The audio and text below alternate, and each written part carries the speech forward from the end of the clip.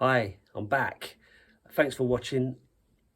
I'm going to say some stuff and you'll probably have people that will watch this that won't agree with me. And that's absolutely fine.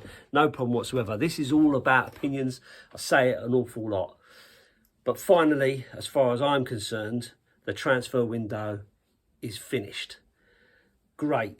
Now we can get on with just supporting the players that we've got and the team that we've got and the manager we've got and look to see where this takes us. Another transfer window in January. I'm sure we can all start looking forward to that and seeing where we need to act. But I guess the controversial bit for me is I'm fairly happy.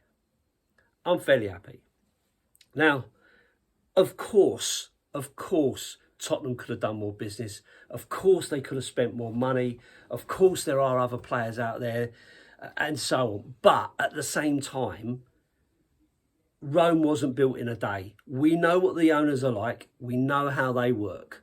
So expecting them to just go out and absolutely splash the cash and do things that Chelsea do or Liverpool might do or Man United might do, we don't do that. And I think we've got to get used to that fact. But the reason why I'm happy, number one, we did our business early. One of the key things that Antonio Conte said, he wanted to get his squad sorted out, get his players in, get a pre-season and so on. Okay, so that's point number one. Point number two, we looked at the positions we needed to improve on and give the squad depth. We've done that. It may not be to everybody's taste. The players may not be the ones that you would have chosen.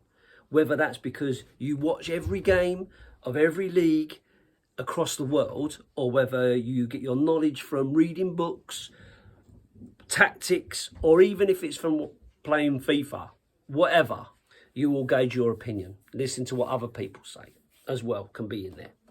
So, but let's look at it. Let's look at it on face value, right? So, the backup goalkeeper we had was Galini. Wasn't good enough, as deemed by the manager and the coaching people, presumably. So, we bring in Fraser Forrester. Now, Fraser Forrester is a proven Premier League goalkeeper. He's played in the Premier League. He played well against us and so on. And he's a backup because Hugo's going nowhere. Not at this stage, right? So, you've got someone in there that can back up the goalkeeper that you can trust because he's played in the Premier League before. It's not going to be a big shock to him, the physicality and all that kind of stuff. Okay. Left back or left centre back. We needed some support in there. Now, regardless of what you think of Ben Davies being a sexy name in world football and all the rest of it, he is a team player, works hard, has done well for the team, done well for Wales, and clearly Conte trusts him. Now, it looked like we were after this Bastoni guy. That's not happening. It wasn't happening because the player didn't want to come. Now, you can't force people to come to your club if they don't want it, right? So, okay, he's not coming. So what did they do? They went out and they got somebody else for a year who is going to give us cover, but at the same time as give us cover, it buys us another year before Bastoni can be considered again if he may decide that he wants to come later on. Additionally, Lenglet is a player who Conte likes. He likes what he brings. He's versatile, can play in other positions, plays in the French squad. Hugo knows him, blah, blah, blah. The rest, as they say, is history. You don't go to Barcelona if you're just a run-of-the-mill poor player, right?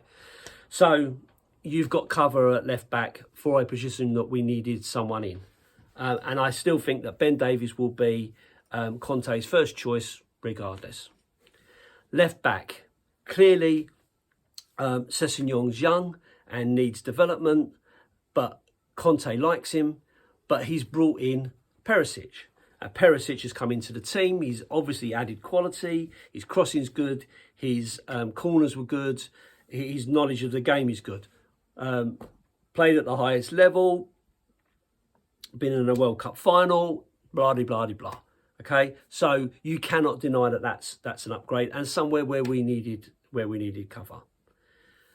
On top of that, we've brought in Bissouma.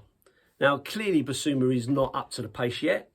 A little bit behind everybody else. Now, that may be because he was late coming into us or whatever those reasons are. But he's clearly a player who Conte likes in a position that he needed cover for. Okay, so Bissouma, best player out of Brighton in a Brighton team, to be fair, that have done fairly well. So you've got Yves Bissouma. Then you bring in a player for the front three in Richarlison, Everton's best player, and already been taken to the hearts of the supporters for his tenacity and for his shithousery and all the rest of it. But clearly a player who can play across that front three, brings cover that we've sorely needed for a long time. Sonny goes out injured, Kane goes out injured, Kulusevski gets injured. No, we've got Richarlison who we can bring in.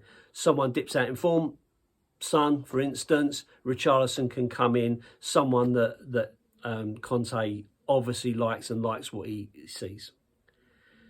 So in terms of that, those positions, if we were to have identified positions before the transfer window, those positions would have been in there. And we have strengthened those positions. On top of that, we brought in Udogie, who is someone for the future. We've brought in Jed Spence, who is someone for the future. And added to the overall depth of the squad from that perspective and for future stuff. And we've already seen when Jed Spence came on, the pace of the kid.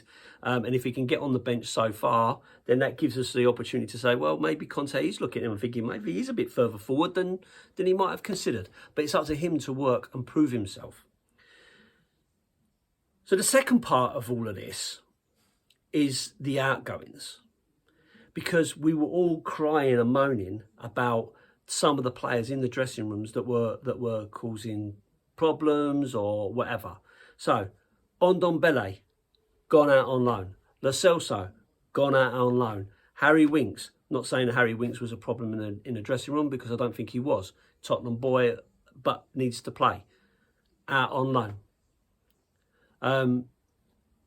Sergio Reguilon, another one, out on loan. So in terms of outgoings, we've actually cleared a lot of dead wood as such. So you have now got a leaner squad that has the depth that you would have wanted from better players than you've let go. There's no guarantees in life. Ndombele came in, was supposed to be fantastic. It's turned out not to have worked for us. Same with Reguilon, who came with a really high pedigree, but didn't work for us. So he's changed it. He's let him go, brought in Perisic with the aim that Sessegnon is gonna improve under that tutorage. So that kind of gives me that bit of faith, right? And on top of all of this, we also have to remember that we've also brought in Kulusevski in January and Bentancur in January. So those two guys straight into the team because we were that short, but great additions. And then to add icing onto the cake of that, we've also got Romero, who's now signed on a permanent deal, who has been excellent since he joined. So overall, if you look at the squad is in a stronger position than it was before January last year. It's given Conte players that he feels he can trust, that have Premier League quality or above, have a little bit more opportunity with them, and we've cleared out a load of players who we wouldn't have wanted in and around the squad. So is that it? Is that the best that we could do? Clearly not. You know, we could have gone out and spent money and so on, but you've got to spend the right money on the right players. Now, when Conte says you look at other squads and we are still behind, of course we're still behind. We're starting from further away. So hopefully this is the start of something, not all of it. You know, that maybe there is an opportunity to progress, and they want to wait for the right players at the right time potentially at the right money. I get that. But at the same time, we are in a better position now than we have been. So all we can do now is support those players to see where that takes us certainly up until January. And I'm sure that if Conte cannot get the best out of these players, he will make plans for where we go from here. Paratici is the link between him and Levy. He knows what Conte wants and is supportive of Conte. So if he can make Levy and Lewis spend the money and do what needs to be done, then so be it. I wasn't expecting massive things to have happened in one window or two windows if you class the January one. Wasn't expecting it to be where it is. And someone put a tweet out that said, if we'd have brought these players in drip by drip with a Richarlison or a Basuma on deadline day, we would have considered this to have been a good window. So think about that. Before, we would have dillied and dallied around, bought one here, bought one there, done a load of business at the end of the window, and everyone would have gone, oh, okay, panic buying, blah, blah, blah. This way, we've brought them in with time to spare. Conte's had the opportunity to work with them. We can see where we are. We've cleared some deadwood. Let's see where it takes us moving forward. Absolutely get the argument. Man United spending absolute silly money left, right and centre. Chelsea going out and buying ex-Arsenal players and all the rest of it left, right and centre. That's their style. That's what they do. That's the way it goes. And it may well show more endeavour than Tottenham have or desire or however you want to put it. Acting like a big club is the other comment that I see quite regularly. And I get that. But then if they've got sugar daddies that are prepared to spend money like that, then that's what's going to happen. It hasn't really done Man United a lot of good over the last few years. That's not to say that won't change, because nothing's given in football.